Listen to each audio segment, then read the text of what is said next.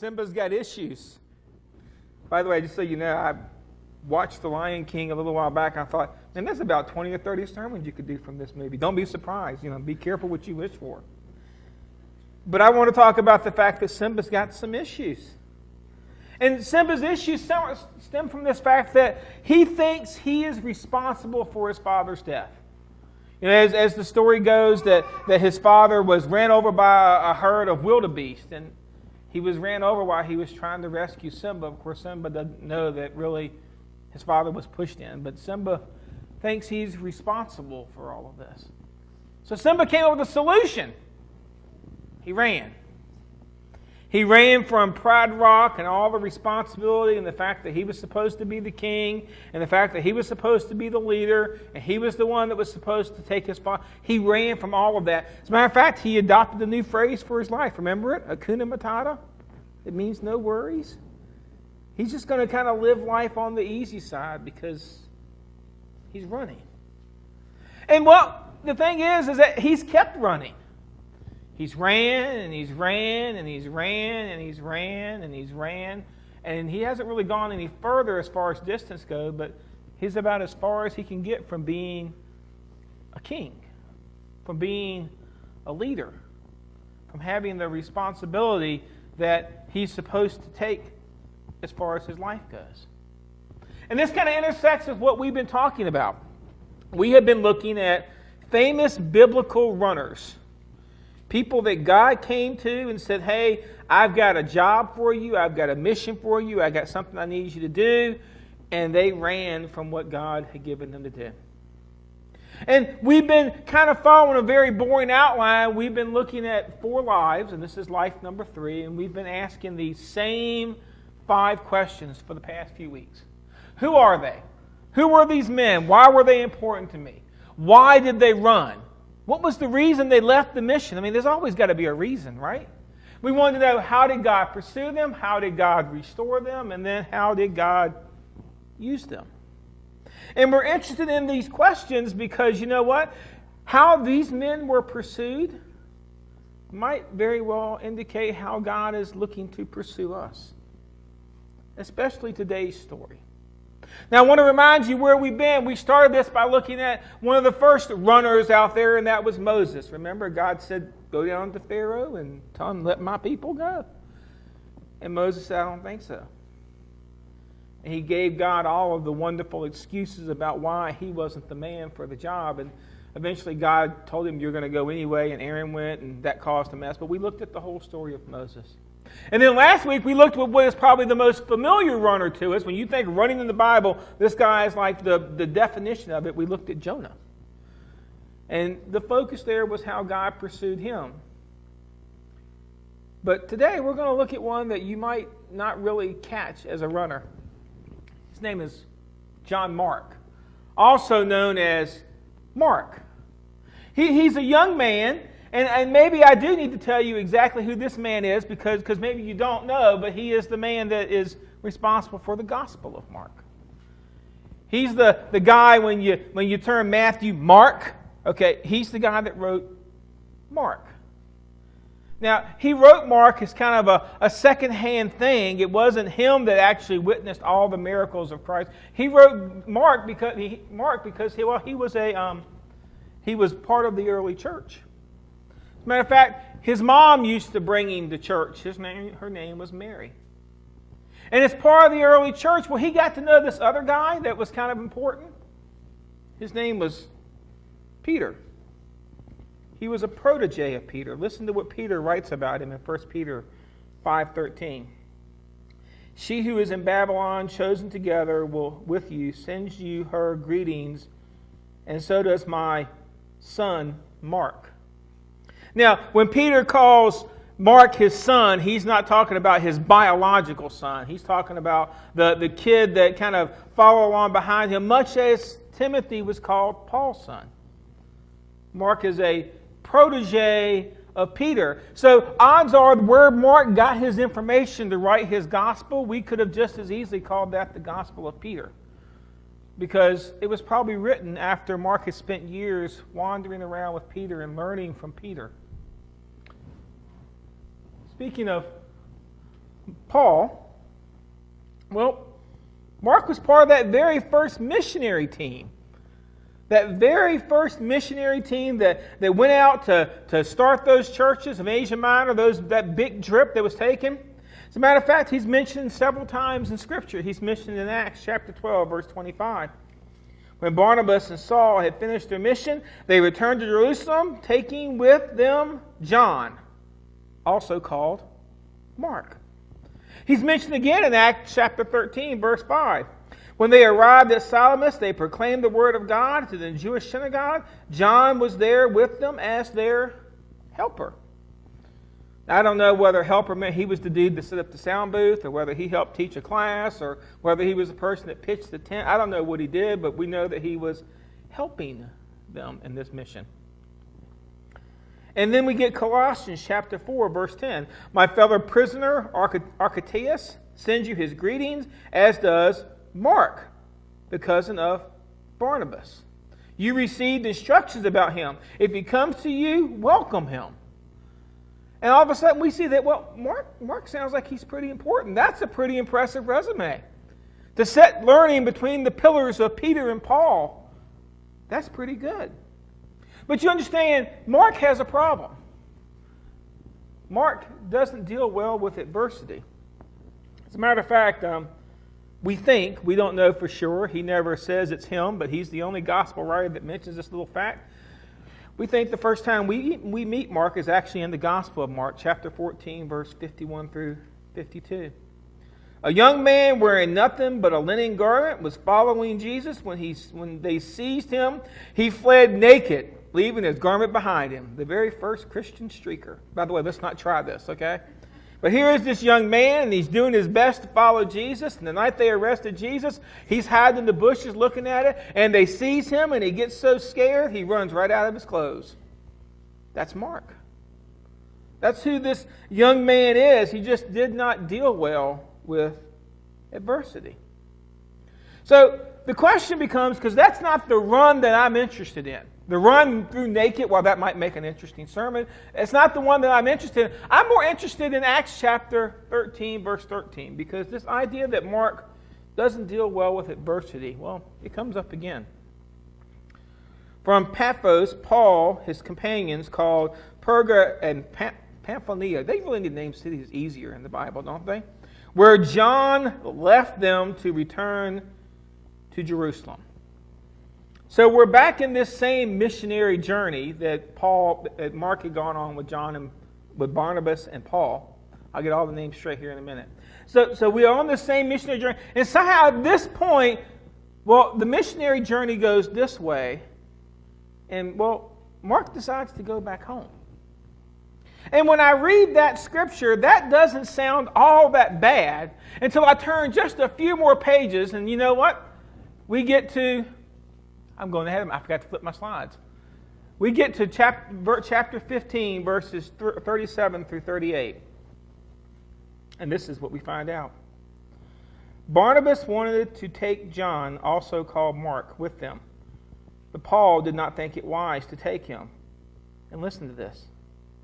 Because he had deserted them in Pamphylia, had not continued with them in the work. Now that sounds a little more serious. It says he deserted him. I mean, that's kind of a harsh thing. All of a sudden you've gone from labeling Mark as this guy that just turned and went home to Paul thinks he's deserted him. And this causes great issues. It says we don't know what happened. Look at the story. It doesn't say why he went home. It doesn't tell us that Mark just did this or did that. So I guess we're kind of left to speculate. What would cause somebody to desert a mission? Hey, my son just got back from camp. And we went down there Friday night and to have a meal with them. And he was supposed to stay one more night. And we got down there. And you know what my son asked me? Can I just get in the car and come home with you? You know why? He was homesick. I mean, this was the second week in a row he had been on the road. And maybe that's Mark's problem. Maybe Mark was just this young kid, this young guy, and he got out there on the road, and he thought, man, isn't this going to be an adventure, and isn't this going to be cool? And maybe he's just homesick. Hey, maybe Mark's problem was he got a little tired of living on the road. That's tiresome, isn't it? Living out of a suitcase?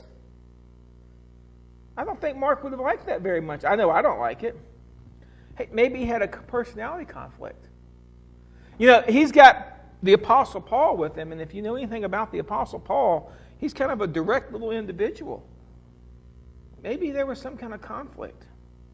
See, I think the fact that he wasn't giving credence to why he left, I think it says something very definite about him.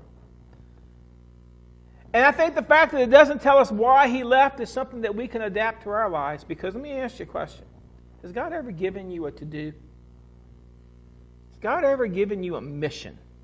Has God ever given you something that you just knew is something you were supposed to do, and you started out all well and good? Man, you came out and you were ready to go, and you were ready to charge forward, you were ready to move, you were ready to make a difference.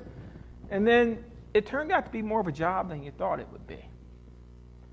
And it took a little longer than you thought it was going to be. And you know, as the years went by, you just kind of took the mission that God had gave you and you kind of put it on the back burner. See, we're not told why Mark left this missionary journey. But we are told that he went home to mommy. That's what he did. And so here he is. And then there's some impact to this. I wanted you to take a look at how God pursued him. We're over in Acts chapter 15, verses 37 through 41. I'm going to read the whole section to you because it's quite interesting. Sometime later, Paul said to Barnabas, so here we go again. Trip number 2.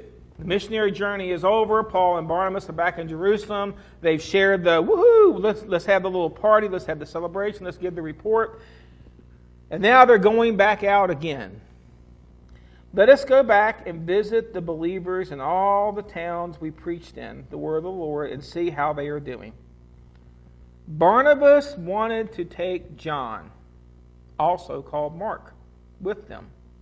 But Paul did not think it wise to take him because he had deserted them in Pamphylia and had not continued with them in the work.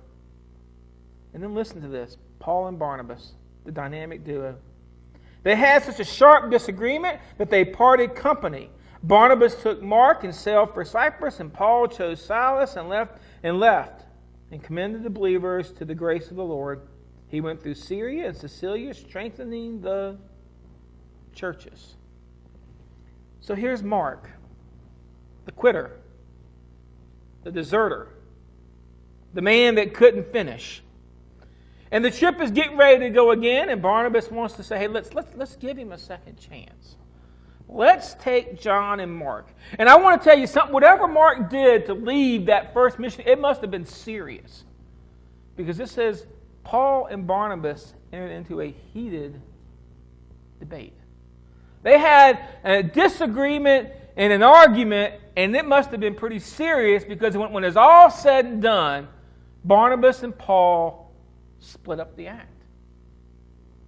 And Paul took Silas and went his way, and Barnabas decided to give Mark his second chance, and he went his way, and that was kind of the last we ever heard of the team of Paul and Barnabas.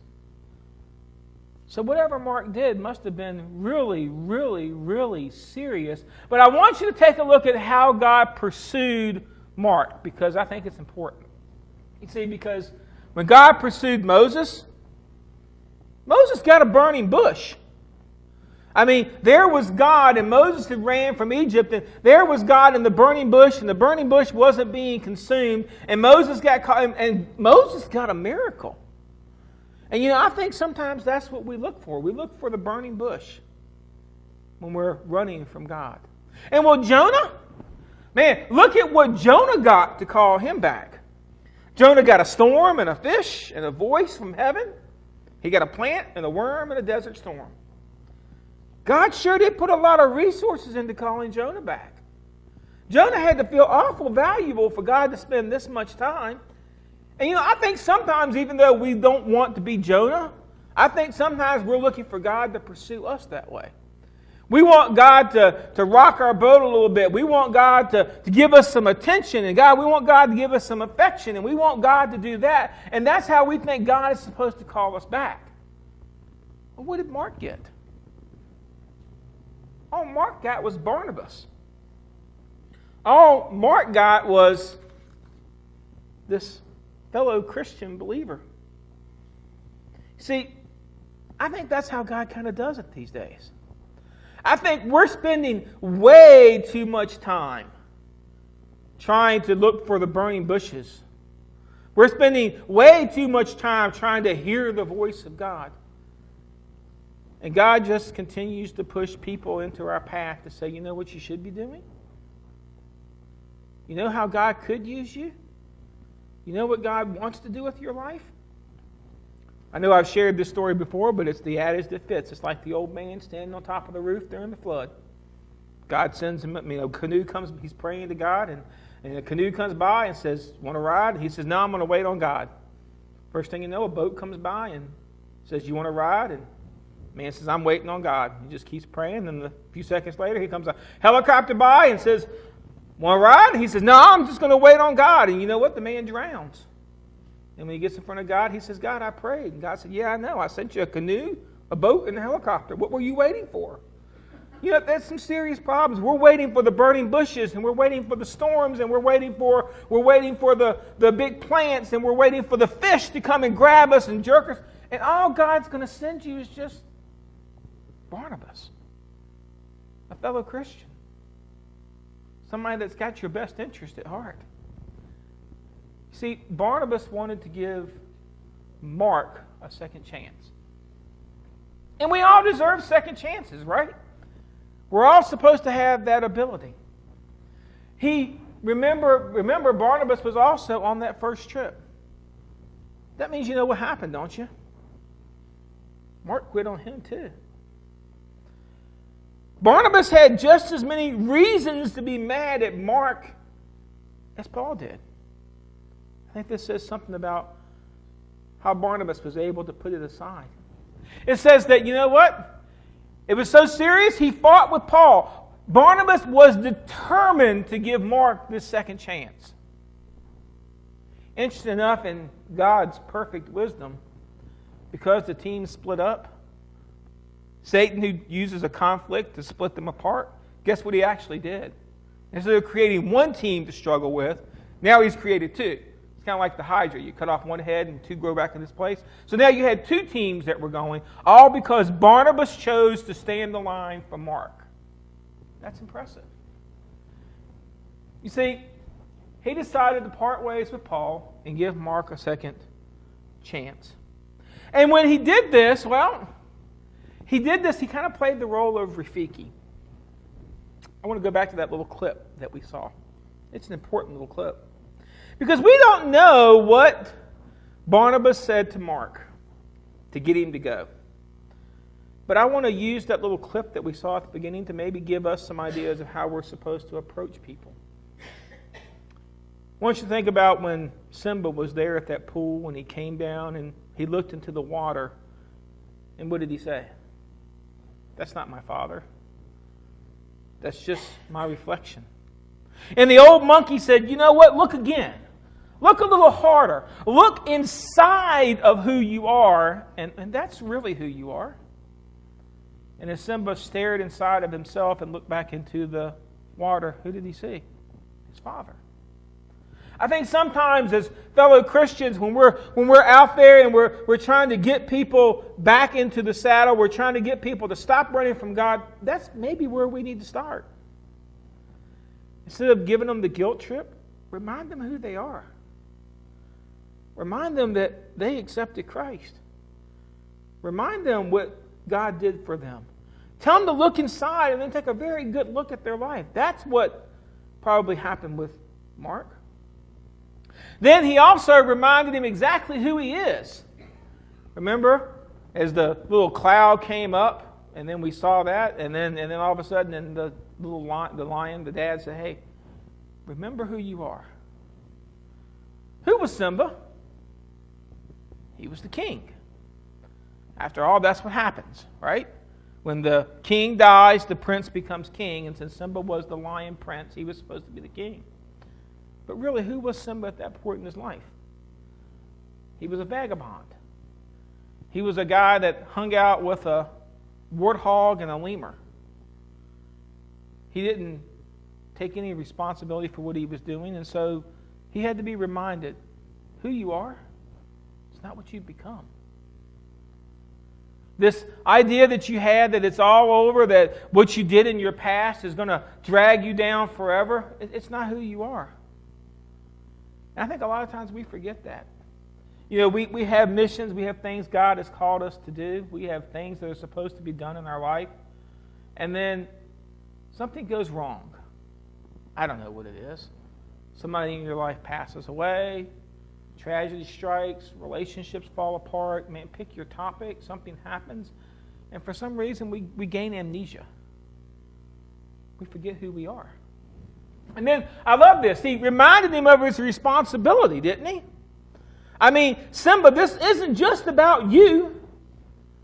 This isn't just about what you want. This isn't about what's good for you. This phrase you've adopted, Hakuna Matata, no worries, that's not how it works. There are responsibilities in life. I got a feeling Mark heard that from Barnabas.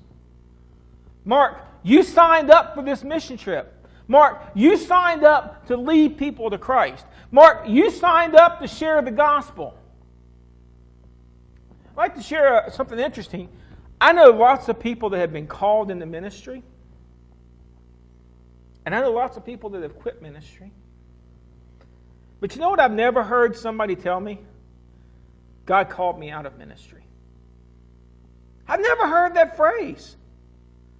I've heard lots of people say I gave up on it. Heard lots of people say I quit. But I've never heard anybody say, well, you know, God just told me and said, hey, look, He's called me out of it. See, it's kind of a lifetime thing. Once God gives you a mission, and I'm not just talking about being a preacher or an elder or what have you. Once God gives you a mission, it's your mission for life. Not that He won't call you to do other things. I know lots of people that were ministers and God called them to be missionaries. Okay? I know lots of missionaries that were missionaries and God called them to be ministers. Okay. But He didn't call them out of ministry. And for some reason, I think we get the idea that this is what God does. He calls us out of ministry, especially when we get around the age of about 65, 70. We call it retirement years, and we think that means we retire to the church and sit in our seat. God didn't call you out of ministry. God says you have a responsibility until, you know what? We plant you in the ground. That's when it's over. There's a responsibility to all of this. And then he goes on, he helped him learn from his mistake. I love the idea where he whacks him with the stick. You ever been whacked by a stick with God? I want to tell you what, I've got lots of bruises on my head where God, like, get it? And then he tells him what? You can either what? Learn from it or forget it or wallow in it. That's what you can do with your mistakes. We all have them in our past. I challenge you, bring your mistakes forward. You can lay yours on the table and I'll match yours with mine. And I guarantee you'll be like, man, you don't need to be standing up there. You need to be sitting down there and somebody else needs. I've got lots of mistakes in my past. It's filled with it. But we have to learn from those mistakes and move on from those mistakes, not just run and give up.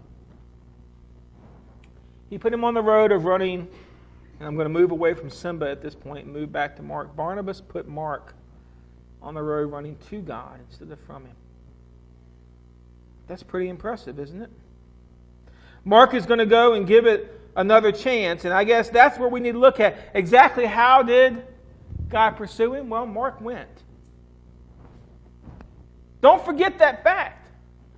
You know, it wasn't enough that Barnabas just came and gave a good lecture. It wasn't enough that Barnabas put his reputation on the line. Mark had to do something. It wasn't enough that Mark just said, I'm sorry.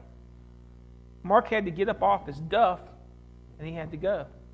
And when he went this time, it was much different because you know what? He went knowing the difficulties. That's important. After all, he'd already been on this road trip once in his life.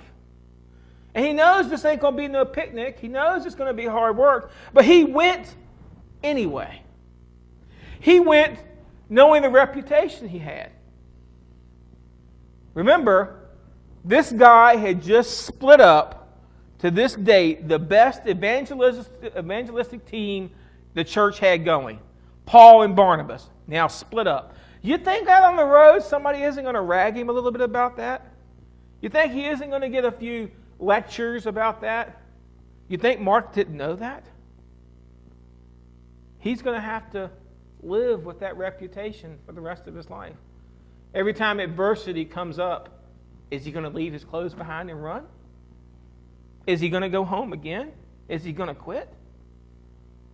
Mark had to live with that. He had to live knowing the work it would take to win the trust of others.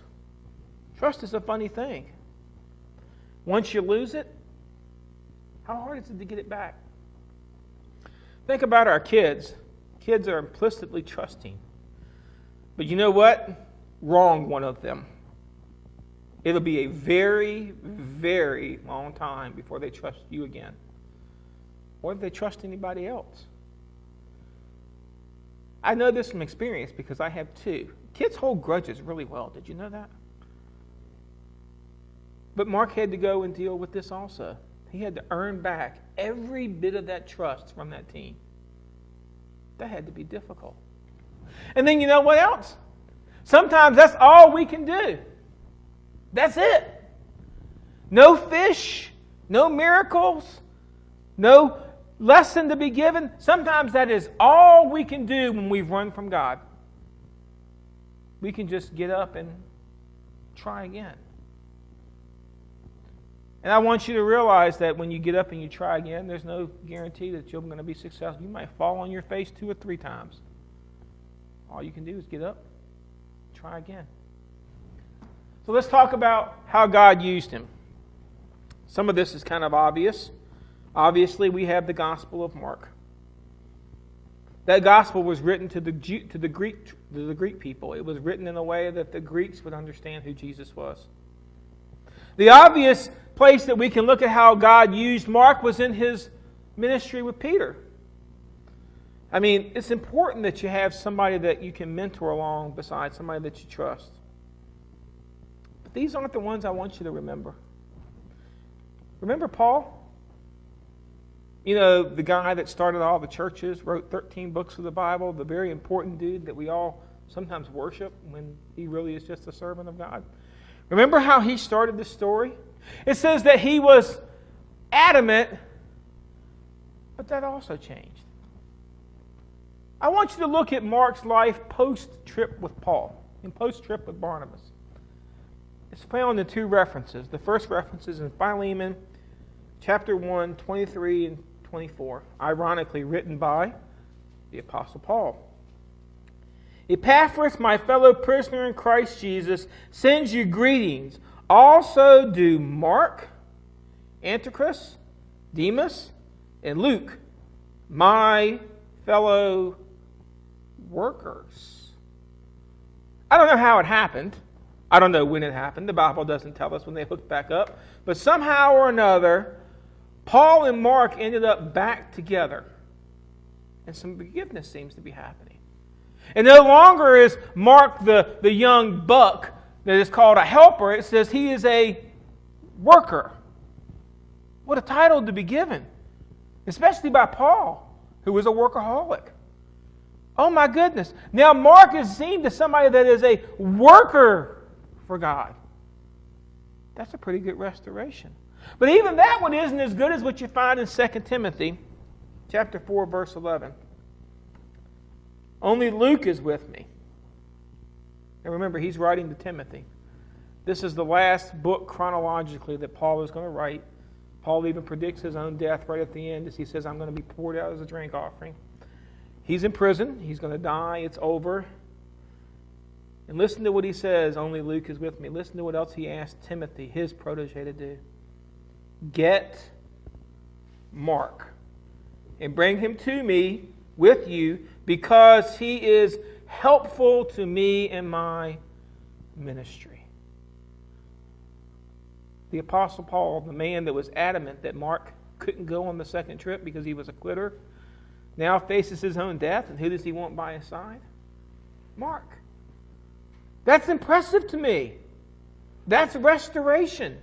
You think you get things in your past that God can't use you? Well, just remember this simple statement. You can give up on God, but God does not give up on you. As long as you have breath left in your lungs, God's got a mission for you. As long as you are able to walk and talk, God's got a mission for you. And you know what? We can focus on the things that happened in our past and the things that went wrong and the things that are broken. We can focus on our present and the attitudes that we have. And the truth is that God still has that same mission for you. He didn't quit on Mark, even though Mark quit on him. And imagine how the story would have changed if Barnabas had not done this. If Barnabas had not pulled Mark back on that trip. If Barnabas had not went and gave him a kick in the seat of his pants. How much would the Bible have changed? Well, you'd be missing the Gospel of Mark. Who knows what would have happened with Paul's ministry, because obviously Mark came back and played an important role in that. I guess maybe we should label Mark the comeback kid, because you know what? He did. He came back. And when he came back, he made a difference. And that's what I want you to take out of this lesson. You got things in your past you think disqualifies you from doing something great for God. God says, I can use it all. But here's the deal. I can't use it while you sit where you're sitting, wallowing in your past. I don't get to use it until you get up and follow me. You have to stop running. We're going to do a time of decision. And I want you to think about this. Because I'm guaranteeing you, you've got something in your past that you think disqualifies you from doing anything great for God. I can say it, and you know what? Something's probably already popped into your head. Let me assure you, that ain't the truth. God used murderers, adulterers, people that ran from Him. God used a prostitute. She's actually mentioned in the lineage of Christ. God can use it all. But He can't use it until you set it aside. He can't use it until you give it up. And that's what this decision time is about. Are you going to let your past embrace you and you're going to hang on to it and thus be useless to God? Or are you willing to take that past and put it behind you and allow God to do something with what's left of your life? God desires useful servants. During this time of decision, maybe you're here and you've never met Jesus. You don't know who we're talking about. Let me encourage you, come on forward. We'll tell you what it means. But if you have done that, let me ask you, what are you doing for Him? Not with Him. What are you doing for Him today? Have you accepted the mission He's given you? Or are you like Mark? You started out really good and you just kind of gave up on it. And now you're just sitting on the sidelines. Let me encourage you to use this time to make a decision to get back in the game. Maybe you need to come forward. I'll pray with you. You can come here and kneel and pray. You can stay right there at your seats and pray whatever you need to do. This time is for you. Would you please stand?